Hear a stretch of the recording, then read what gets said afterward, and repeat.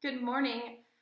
It's Danielle here, and I am just home from the gym. And I was walking home, and I had this idea, so I wanted to share it with you guys and tell you the story of how it happened. So this morning, Kate and I were chatting on the phone, and I was talking about my new blend tech that I was really excited about. You can see it right over there.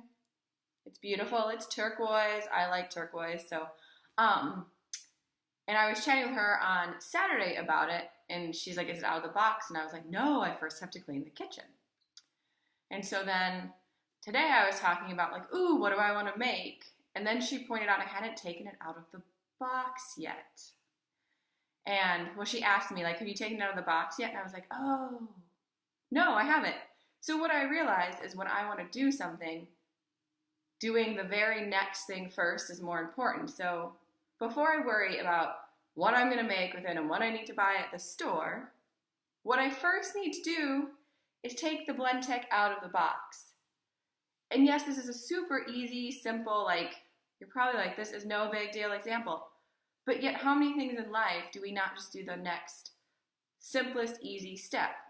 I know there's lots of times I don't do it, like the blend tech. It's still in the box because, I haven't done it, so I'm not going to use it until it's out of the box.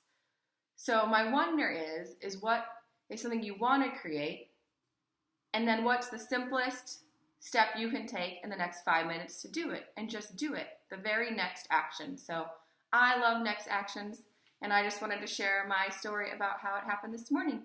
That's it for this morning. I am off to cook myself some buckwheat blueberry pancakes. Bye for now.